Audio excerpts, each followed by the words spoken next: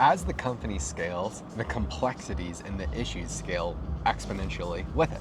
And so right now that we have a few dozen clients of very high-end premium feel, that involves so much admin work.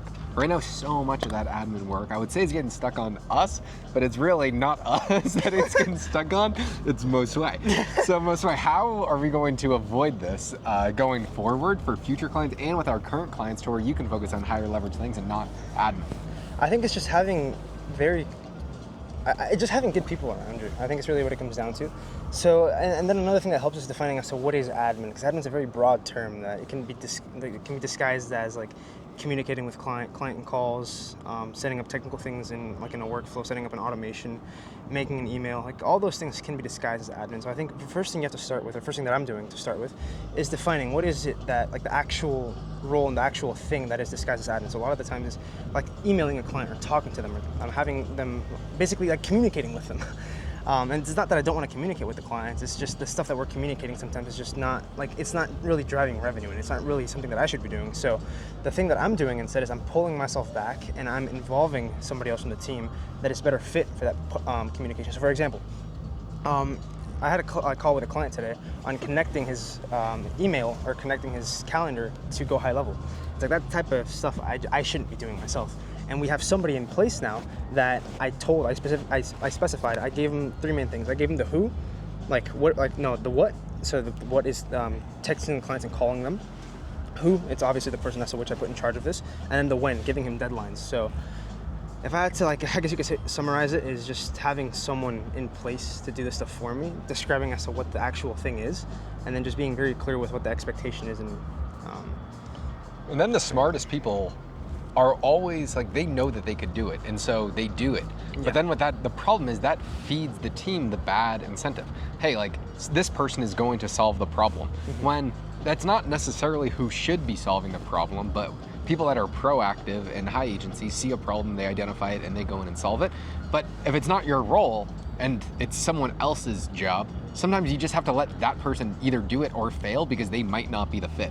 And I've seen this a lot, us having to proactively solve things, and that alleviates pressure from other parts in the team of the person that's actually in charge of. Yeah, and something that's helping us a lot as well is defining, like basically having a clear owner of a specific thing. So for example, for scheduling a post, we have someone who's in charge of it for all clients, someone who is in charge of editing and QC.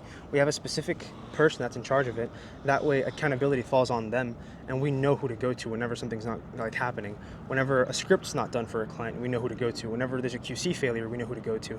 So it basically just adds lanes in the company that allows for things to just be a bit more streamlined, and it kind of gives the business a rhythm. Like it's like a heartbeat. It's like boom, boom, boom, boom. It's the same thing with the business. We know when things happen, and if something isn't done by a specific day, by a specific person, it kind of it creates accountability across the line. But yeah, Josh, I guess we'll shift into something else. Is one of the hardest things that a lot of businesses face is deal flow. It's honestly the hardest thing in business. So what are we actively doing right now to solve for that issue? Well, I'll give you two answers. The first is the dream world, where we just are 100 times better at our job. Most companies don't actually have a deal flow problem, they have a quality problem. Because if you are the singular best in the world at what you're doing, you will never in a million years ever have to worry about deal flow. Because if every single client we took on went from 0 to 100 million instantly, every single one of their friends are going to pay us any amount of money humanly possible to do the same thing for them. So it's our inability to show results at the highest, 10 times more results than what we're showing, because if we were, we would never have to worry about getting clients again for another day. But doing that is almost unrealistic in a lot of ways, but there is a way where we can try and make it as real, make that more of a reality. So on the second front, how are we actually getting deals right now? It's mainly looking through what has worked for us in the past. And number one has been going to conferences with clients, with current clients, usually hosted by our clients, that it's easy to have warm intros to the biggest people that go to those events. That is the number one thing that has had the most amount of clients we've ever gotten before. So I'm going to a bunch of conferences, and I'm scheduling a bunch of conferences right now to go to get some actual deal flow, to get some closed clients. The second being outreaching to perfect dream customers and sending them as much and as many follow-ups as humanly possible until I get on a call with them, and then trying to close them on the vision of what we can do for them. Those are the two things that have worked the best forever, and then getting client referrals. And obviously we want more predictability, so I would say first step, go to these conferences, hopefully we get some more deals, and then ideally start to run some substantial paid traffic within the next month or two. And there's one more thing as well. I guess this video kind of is something that we are actively doing as well to help expand in a lot of ways, is building a brand around us. And it's like, at the end of the day, that's like the main thing as to which we help a lot of these founders do. So we decided, we're like, building a brand is just an amplifier to paid ads, to outreach. Whenever you get into these events and whenever you go to these conferences, if you go backed up with a brand, you're automatically going to be enhanced. If you run paid ads and you have a brand, you're automatically going to be enhanced. Same thing with outreach. A brand is really just one of the biggest amplifiers as to which we saw we could go after. And right now, that's where a lot of our time is going. We have multiple channels that are going to be ripping. We're ripping tons of shorts. So I think that's another pretty big one that I can foresee having an outsized return, like 2 months. Well, I guess, yeah, years, and as more time passes, I guess you could say. Yeah. And then as well as getting talent. That's how we've gotten all of our best people, and we need more better people, which is why we're making these stupid fucking videos talking to a fucking camera. But there's not a lot of joy that comes from looking at ourselves, and maybe MoiiWay gets a lot of joy from that. But depends, sometimes. yeah, right now, guys, I'm not super chatty. And I'm watching that fucking porno to my right here. Yeah, there's a couple. This dude is getting his fucking dick rubbed just by this pool area up at our gym. Interesting. And we're in MoiiWay's favorite position right now too, far away watching. Yeah, like the third. There's a term for it. The third's always the luckiest. I don't really know if that's a term. I kind of just came up with that on the spot. But yeah, man. So if you had to go get 10 clients in the next 30 days, what would you do? I'd go to a conference every week. And honestly, if I'll be completely honest with you, I am not used to doing cold approaches in person. But whenever I was first starting in, before we were doing what we were doing now, what I would do is I would go in person to car companies and to a lot of these dealers, and I would just approach them like, hey, can I make a free video for you? And if you like the video, then we can. I would basically go in offering value instead of just going in for the pitch. And it was person to person. So honestly, that's probably what I'd do. I'd go around town and just knock on doors, go to these companies and give cookies or just. But that's your mission then, when you're in San Antonio. Just go door to door. The whole crew's going on a new kind of side quest. I'm going back home living with Kayla. He's going back to San Antonio. I don't know what the rest of the team's doing. They're probably staying where they're at for now. Yeah, but in reality, I think, door to door and what do you call it?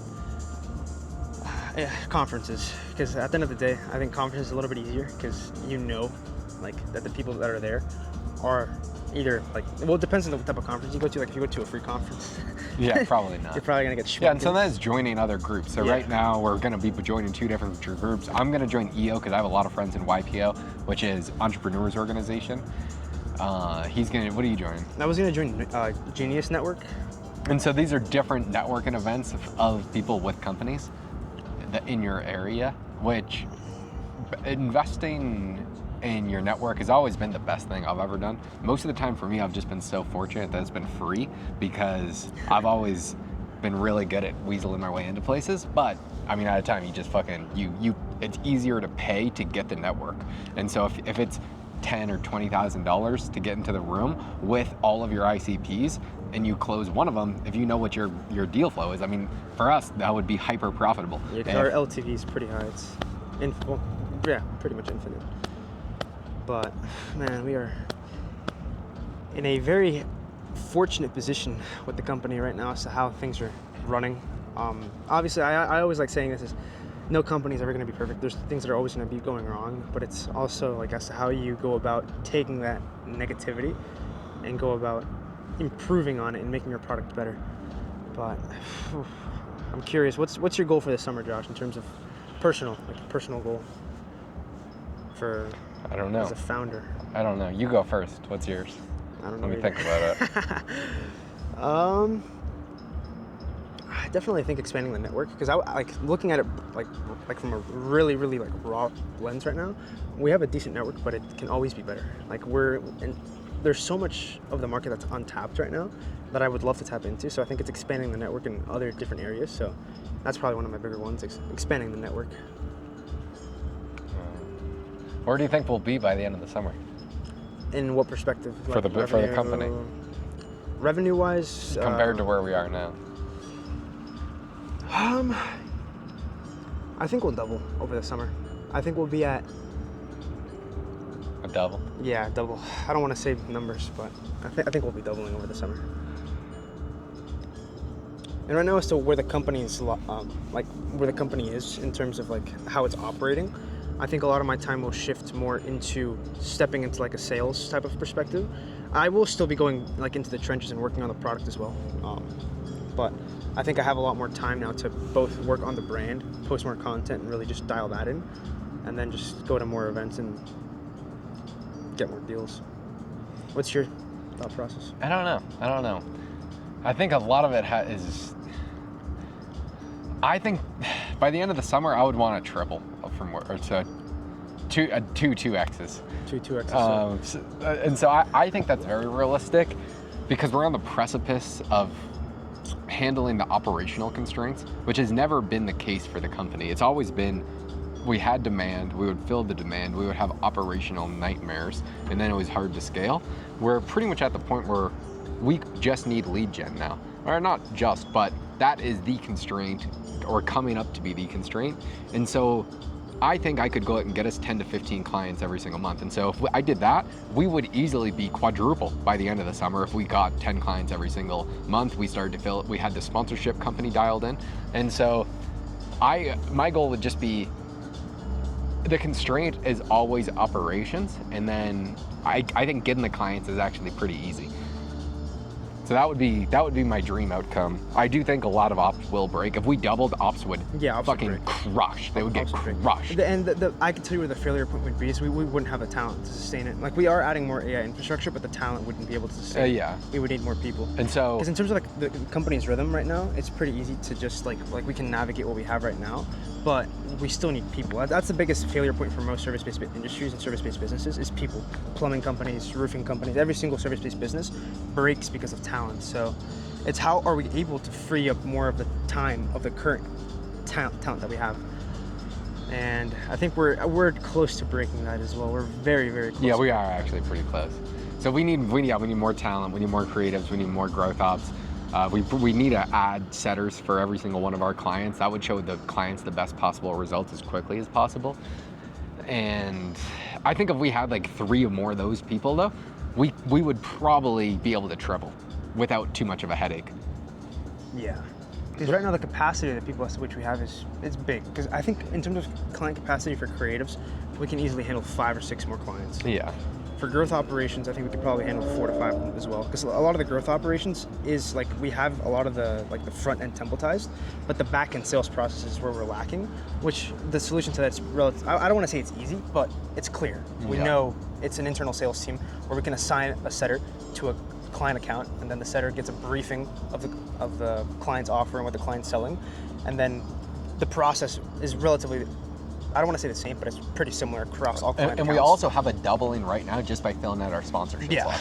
So we fill out the sponsors, that allows us to get better talent, that allows us to get better quality clients, which then, it all works in tandem. So I think by the end of the summer we'll have a triple. But once you get bigger, it's harder to double or triple the company. Yeah, and I think another one as well is the horizontal of CC development that we're actively opening up, because the developers right now that we have are gonna be very hungry, and they are very hungry right now. Shout out to our boys Steven Vedant and the rest of the team. I think that's gonna be another very low-hanging fruit of a horizontal that we can just kind of, very similar to the sponsorship company, where it'll be a huge piece of like revenue that we can fill out, especially if we can cross-sell the clients, and we can show them like 90% of the company right now is run by AI. So if you want the same thing for yours, then we can do it for you. And that's where the brand is, or building the brand is also going to help, where we'll be able to cross-sell into multiple different areas. But I guess this also shows sticking to one thing for a long time is also super helpful, because there's so many opportunities that we have right now that we can bounce on, but it's seeing as to which one of those opportunities makes the most sense for our situation. I think it's Napoleon that said this. I can't remember. It's not necessarily how many. Like, it's the best way to win a battle is by knowing how to pick the battle. It's the same thing with an opportunity. The best way to be successful in an opportunity is knowing what opportunities to pick based off of what's currently at your disposal. But yeah. Anything else from your side, Josh? No, it's just doing the work. Just doing the work. Like, that's, I think everyone knows what they need to do. It's just going out and getting it done. Yeah. Letting the. And sometimes you just need time to catch up too.